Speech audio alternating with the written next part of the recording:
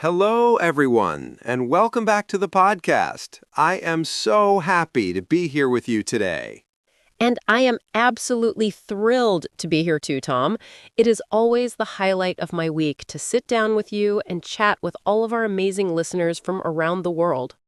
It really is the best part of the week, isn't it? Just taking a moment to breathe, to think, and to practice English in a way that actually means something.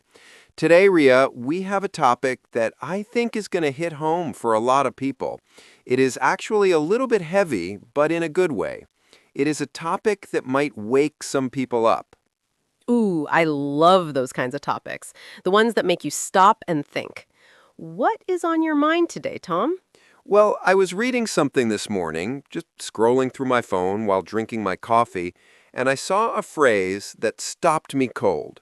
It just said, "Don't waste your life." Wow, that is direct. Don't waste your life. It sounds simple, but when you really say it out loud, it feels huge. Exactly. It felt huge to me, too. I put my phone down and I just looked out the window for a few minutes. I started thinking about how easy it is to let days and weeks and even years just slip by. You know that feeling? I know that feeling very well. It is scary, actually. You blink your eyes, and suddenly another birthday has passed. You think, where did the time go? And more importantly, did I use that time well, or did I just let it happen to me? That is the key distinction right there. Did you use the time or did you just let it happen to you? I think for a lot of our listeners, especially those learning English, this is a massive struggle. They have this dream of speaking fluently, of traveling, of getting that better job, but they get stuck in the waiting room. The waiting room. I like that metaphor. What do you mean by the waiting room? You know, it is that mental place where you say, I will do it when I'm ready. I will speak English when my grammar is perfect. I will travel when I have more money. I will be happy when I get a promotion. You are waiting for your life to start instead of actually living it right now. Oh, that is so true. It is the trap of perfectionism. I see this so much with English learners. They are so afraid of making a mistake, so afraid of looking foolish, that they choose silence. They choose to say nothing. And in a way, that is wasting a moment of their life. Because that was a moment where they could have connected with another human being, but they held back. Yes, and holding back is the definition of wasting life. I truly believe that. You know, I had a friend years ago. Let's call him Mark. Mark always wanted to write a book. He talked about it constantly. Every time we went for dinner, he would tell me about his ideas for this great novel. I think we all have a friend like Mark. Or maybe we are Mark. Right, we might be Mark. So years went by. 5 years. 10 years. Mark kept buying notebooks. He kept reading books about how to write. He listened to podcasts about writing, but he never actually wrote the book. Sadly, he passed away a few years ago, and he never wrote it. Oh, Tom, that is heartbreaking. It really is, and it taught me a brutal lesson. He wasted his dream.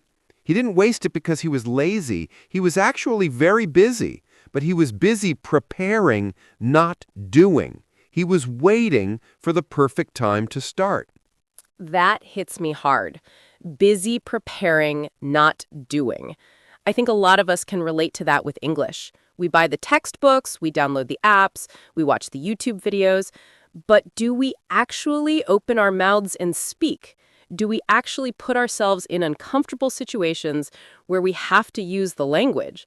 Because if we're just consuming content but never creating connection, are we wasting our time? That is the question of the day. And I want to be clear to our listeners. We are not saying this to make you feel guilty. Guilt is a useless emotion. It doesn't help you grow. We are saying this to shake you a little bit, to wake you up, because life is happening right now. Not tomorrow, not next year, right now while you are listening to this voice. Yes, this moment is your life. I think people confuse wasting time with relaxing. And I want to make a distinction there. Tom, do you think sitting on the beach and doing nothing is wasting time? That is a great question. Absolutely not. If you're sitting on the beach, feeling the sun on your face, listening to the ocean, and you're truly present and enjoying it, that is time well spent. That is living. Wasting time is when you're doing something that brings you no joy and no progress, usually because you're distracted or afraid, like scrolling through social media for 3 hours and feeling jealous of other people. That is wasting life. I completely agree. It is about intention. If you intend to rest, rest deeply. If you intend to work, work deeply. But don't live in the middle, where you are trying to work but checking your phone, or trying to relax but worrying about work.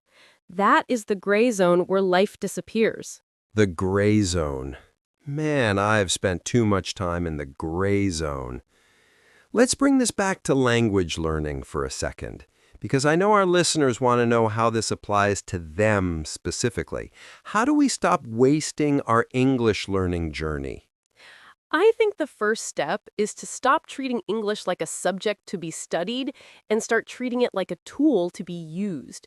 If you spend 1 hour memorizing a list of vocabulary words, but you never use them in a sentence or a conversation, that hour is largely wasted. It will fade from your memory in a week. Right, it evaporates. But if you spend 10 minutes trying to explain your day to a friend in English, or even talking to yourself in the mirror, struggling to find the words, feeling that frustration, that is not wasted time. That is the struggle of growth. You are building neural pathways. You are living the language. I love that. The struggle of growth. We are so afraid of the struggle. We want it to be easy. But the easy path is often the wasted path. You know, I learned Spanish as an adult, as you know. Yes, and your Spanish is excellent now. Well, thank you, but it wasn't excellent for a long time. For the first 2 years, I wasted my time. I really did. I went to classes, I did the homework, but I was terrified to speak to real people. I lived in Spain, Ria. I lived in the country, and I would go to the store and point at things because I was too scared to say the words. Oh, the pointing technique. I know it well. It works to get bread, but it doesn't help you learn. One day, I met an old man in a park. He sat on a bench next to me. He started talking to me. I froze. I wanted to run away. I wanted to say, "Sorry, I don't speak Spanish." But I looked at his face, and he looked lonely. He just wanted to chat. So I took a breath, and I said, in very broken Spanish, "I am learning. Please speak slowly." And what happened? His eyes lit up. He smiled, and we sat there for an hour. I probably made 200 grammar mistakes. I sounded like a 3-year-old child, but we connected. He told me about his grandchildren. I told him about my job. That hour was worth more than 2 years of classroom study.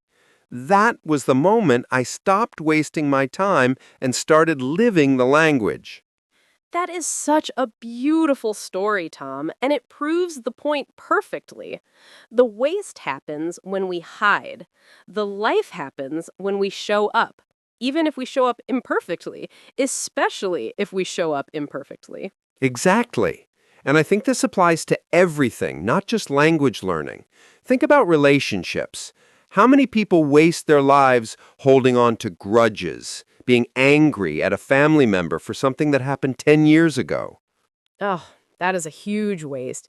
Anger is a thief. It steals your peace and it steals your time. Or think about people who stay in jobs they hate. They complain every single day. I hate my boss. I hate this work. I am so bored. But they never apply for a new job. They never take a course to learn a new skill. They just wait for retirement. They are wishing away the majority of their week. Wishing away your life. That is a terrifying phrase. I can't wait for the weekend. We say it all the time. But if you are only living for Saturday and Sunday, you are wasting roughly 70% of your existence.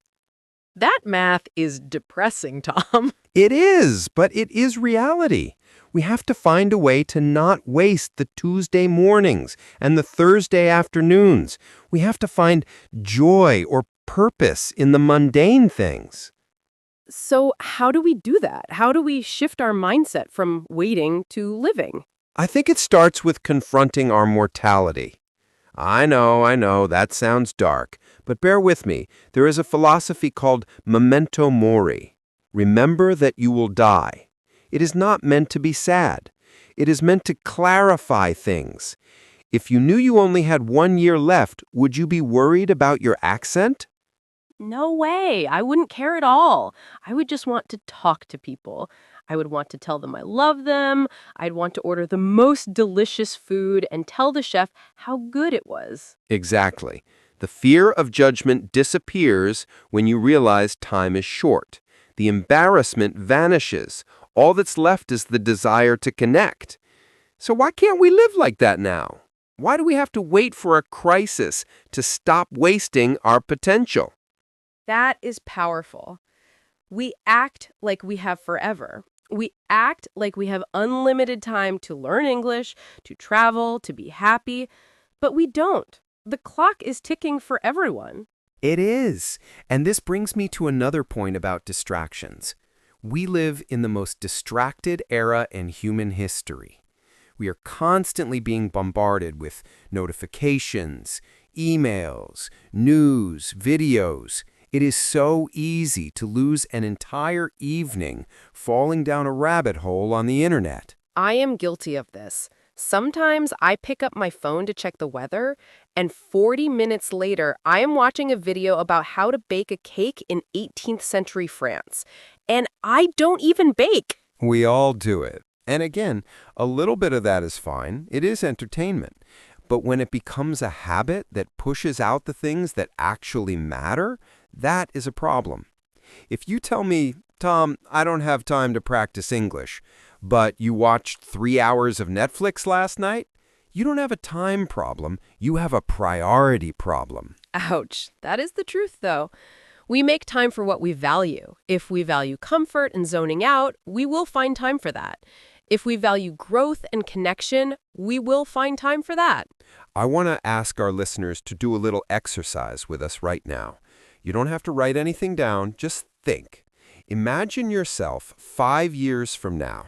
Okay, I am imagining it. If you continue doing exactly what you were doing today, same habits, same fears, same routine, where will you be in 5 years?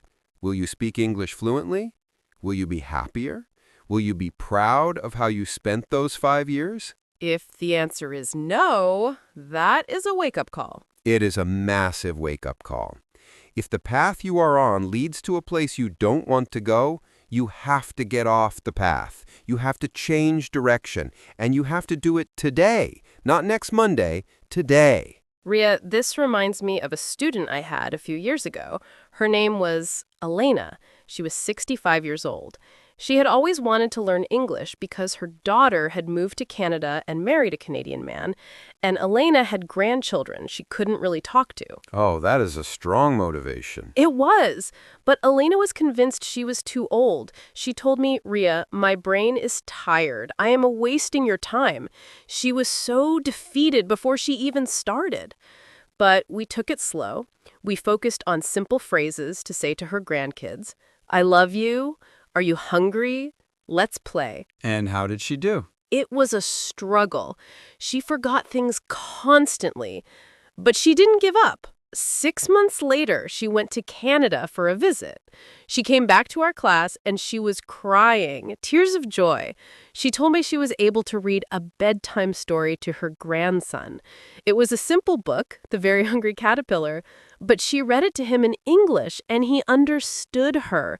She said it was one of the best moments of her entire life. Wow, I have goosebumps. Me too. Now, imagine if she had listened to that voice that said, it's too late, don't bother. She would have missed that memory. She would have wasted that opportunity to bond with her family. That is what it's all about. It is not about passing a test. It's about those moments, reading to a grandchild, laughing at a joke, helping a tourist on the street, understanding the lyrics to a song that makes you cry. That is life. And learning English opens up millions of those little life moments. It really does. It doubles your world. So if you're listening to this and you are feeling stuck or lazy or afraid, please, for your own sake, do one small thing today, just one. Send a voice message to a friend in English. Write a comment on a YouTube video. Read one page of a book. Break the cycle of waiting. Yes, action is the cure for fear. Action is the cure for wasting time. Once you start moving, even slowly, you feel better. You feel alive. You know, Ria, there's another way we waste our lives that we haven't touched on yet, and that is by trying to be someone else. Oh, interesting. Comparing ourselves to others? Yes, especially in language learning.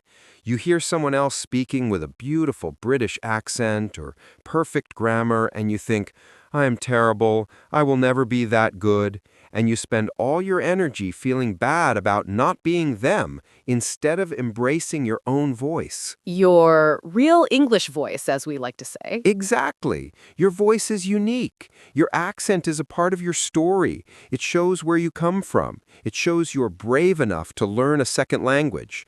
Don't waste your life trying to sound like a native speaker if it makes you miserable. Just try to be clear. Try to be you, but in English. I love that. Be you, but in English. It takes so much pressure off. We spend so much energy trying to hide our flaws, but our flaws are what make us human. It is true. We are much harder on ourselves than we are on anyone else. If a friend makes a mistake, we don't care. We just listen to what they are saying.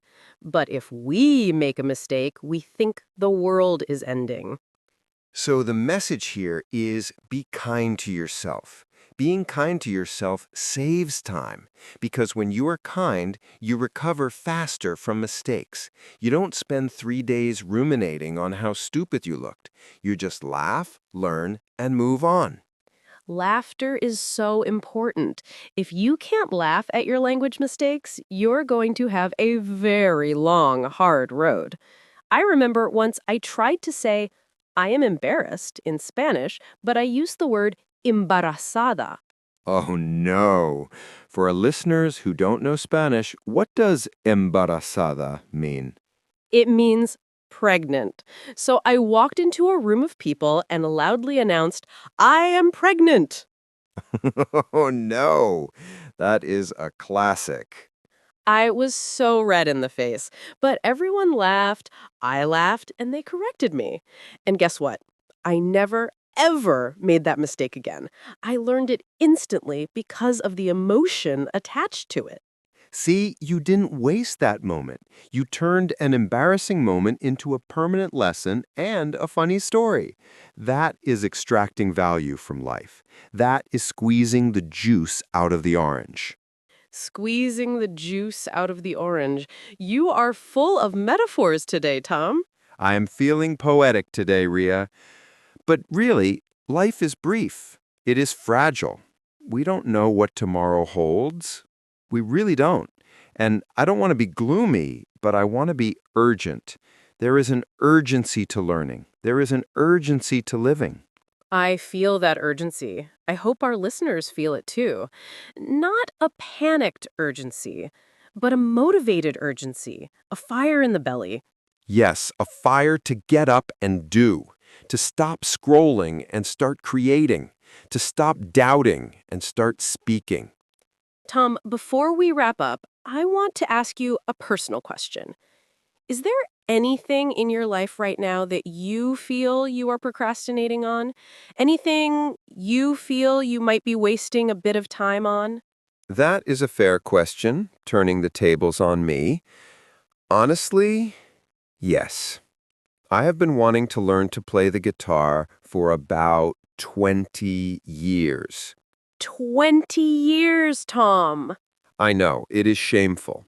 I have a guitar. It sits in the corner of my living room. It gathers dust.